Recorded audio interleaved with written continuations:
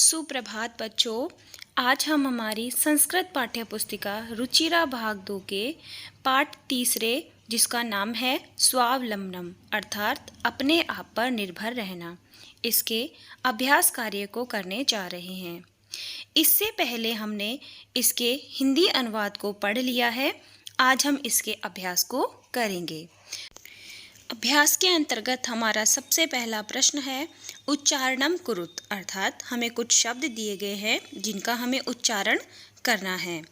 पहला है विंशति, द्वाविंशति, चतुर्विंशति, पंचविंशति, अष्टाविंशति, नवविंशति, अर्थात ये संस्कृत की गिनतियां हैं।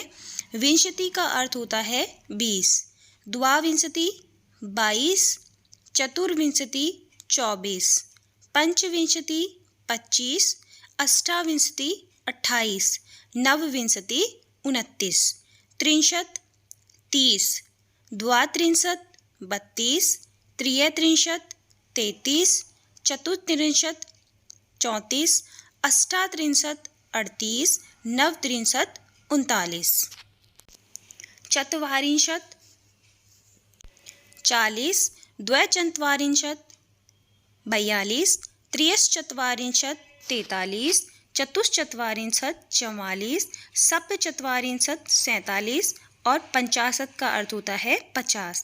तो इस तरह इस पाठ में कहानी के माध्यम से हमें गिनतियों का ज्ञान भी करवाया गया है।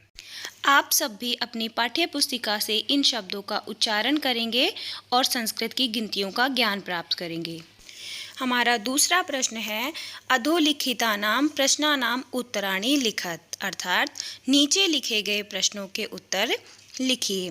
पहला प्रश्न है कस्य भवने सर्वविधानि सुख साधनानि आसन, अर्थात किसके घर में सभी प्रकार के सुख साधन थे। उत्तर होगा श्रीकंठस्य भवने सर्वविधानि सुख साधनानि आसन, अर्थात श्रीकंठ के घर पर सभी प्रकार की सुख सुविधाएं थी। दूसरा प्रश्न है कस्य गृहे कोऽपि भृत्य न अस्ति, किसके घर पर कोई भी नौकर नहीं है। उत्तर होगा कृष्णमूर्ति गृहे कर्मकरा भृत्य न अस्ति, कृष्णमूर्ति के घर पर कोई भी नौकर नहीं है। अगला हमारा प्रश्न है श्रीकंठस्य आतिथ्यम के अकुर्वन्, श्रीकंठ का अतिथि सत्कार किसने किया।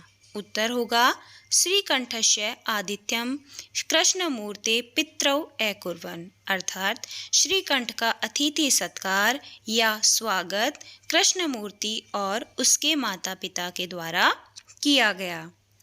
अगला प्रश्न है सर्वदा कुत्र सुखम, हमेशा कहाँ सुख होता है।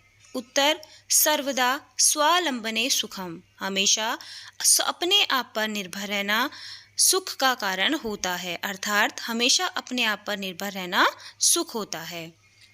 श्रीकंठ कृष्णमूर्ते गृहं कदा आगच्छत, श्रीकंठ कृष्णमूर्ति के घर पर कब आया। श्रीकंठ कृष्णमूर्ते गृहं प्रातः 9 वादने अगच्छत, अर्थात श्रीकंठ कृष्णमूर्ति के घर पर सुबह 9 बजे गया। कृष्णमूर्ते कति कर्मकरा सन्ति, कृष्णमूर्ति के कितने नौकर हैं। कृष्णमूर्ते अष्टौ कर्मकरा सन्ति, कृष्णमूर्ति के 8 नौकर हैं। अगले प्रश्न में हमें चित्रों के माध्यम से संस्कृत की गिनतियों का ज्ञान करवाया गया है।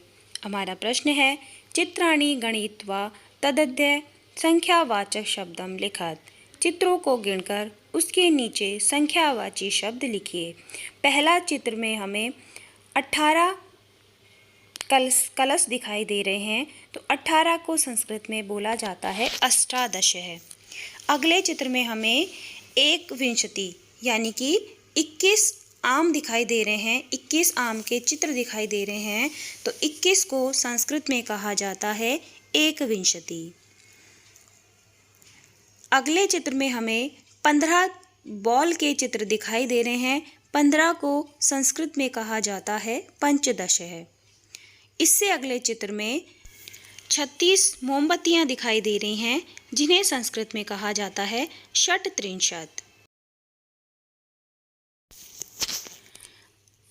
यहाँ हमें 24 कैंचियाँ दिखाई दे रही हैं। 24 को संस्कृत में कहते हैं चतुर्विंशति। और अंत में हमें 33 पत्तों के चित्र दिखाई देते हैं और 33 को संस्कृत में कहा जाता है त्रिंशत्। अगला प्रश्न है मंजूषात् अंकानां कृते पदानि चिनुत। मंजूषा से अंकों के लिए पद चुनिए। पहला है 28। 28 के लिए होगा अष्टाविंशति। 30 त्रिंशत्। 24 चतुर्विंशति। 50 पंचाशत्। 27 सप्तविंशति। 31 एकत्रिंशत्।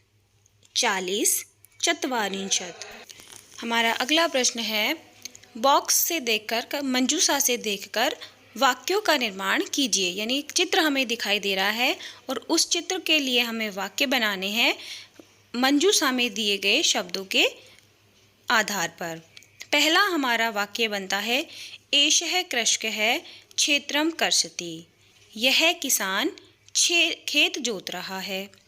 एतौ कृषकौ खनन कार्यं कुरुते।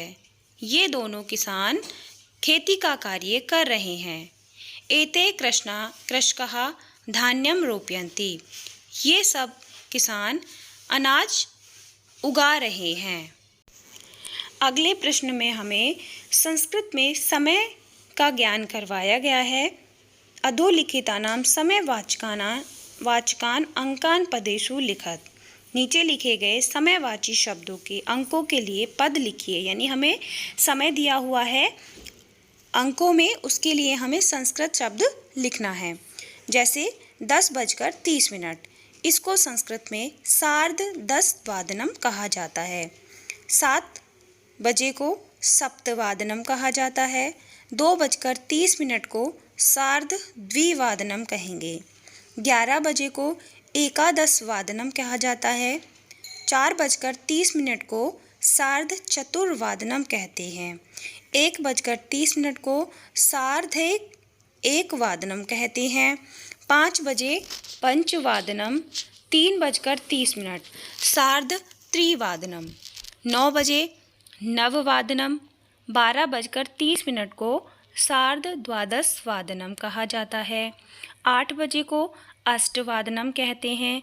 7:30 को सार्ध-सप्तवादनम कहा जाता है। देखो बच्चों, संस्कृत में समय को जानने के लिए हमें संस्कृत की गिनतियों का ज्ञान होना अति आवश्यक है। तो हम सभी जानते हैं कि 7 बजे को या 7 को संस्कृत में क्या कहा जाता है? सप्त कहा जाता है। तो 7 के लिए हमने लिखा सप्त, और जो बजे होता है, समय का जो बजना होता है, समय का जो होना होता है, उसे हम वादन कहते हैं संस्कृत में। तो जैसे कि हमने कहा 7 बजे, अभी 7 बजे हुए हैं, सो 7 को बोलेंगे हम सप्तवादनम। हम कहते हैं 10:30 हुए हैं, तो 10 के लिए तो हम 10 शब्द का उपयोग करेंगे। और जो 30 मिनट होते हैं, यानी कि जो साढ़े बजता है, साढ़े को क्या कहते हैं? हम सार्ध कहते हैं। तो जैसे 10:30 हुए तो हम लिखेंगे सार्ध-10 वादनम। 11 बजे तो 11 को कहा जाता है एकादश, और बजने को कहा जाता है वादनम। तो इस प्रकार हम संस्कृत के समय का ज्ञान प्राप्त करेंगे। मैं आप सभी से अनुरोध करती हूँ कि आप सभी गिनतियाँ याद करके समय का ज्ञान प्राप्त करें। हमारा अगला प्रश्न है मंजूषात् पदानि चित्वा रिक्त स्थानानि पूरयत। अर्थात मंजूषा में दिए गए पदों को देखकर रिक्त स्थान की पूर्ति करें। पहला है, पहले रिक्त स्थान दिया हुआ है, उसके बाद लिखा है ऋतुवय भवंती। ऋतु का अर्थात ऋतु, मौसम, भवंती मीन्स होते हैं, मौसम होते हैं। कितने प्रकार की ऋतु होती है हमारे यहाँ? 6 प्रकार की ऋतु होती हैं। इसलिए हमने 6 को हम संस्कृत में कहते हैं षड ऋतुवय भवंती। 6 ऋतुएं होती हैं। मासा द्वादश भवंती। मास यानी महीने, द्वादश यानी 12, भवंती मीन्स होते हैं, महीने 12 होते हैं। अगला, एकस्मिन् मासे 30 अथवा 31 दिवसा भवन्ति। एकस्मिन् मासे, एक महीने में, 30 यानी 30 अथवा 31 दिवसा दिन भवन्ति होते हैं। एक महीने में 30 या 31 दिन होते हैं। फरवरी मासे सामान्यतः 28 दिनानि भवन्ति। फरवरी महीने में सामान्यतः 28 दिन होते हैं। मम शरीरे द्वौ हस्तौ स्तः। मम शरीरे मेरे शरीर में द्वौ हस्तौ 2 हाथ स्थ मीन्स है, अर्थात मेरे शरीर में 2 हाथ हैं। तो कहने का तात्पर्य यह है कि इस पाठ के अंतर्गत हमें कहानी के माध्यम से संस्कृति की गिनतियों का ज्ञान प्राप्त करवाया गया है। मैं आप सभी से आशा करती हूँ कि यह आप सबको समझ में आ गया होगा। धन्यवाद।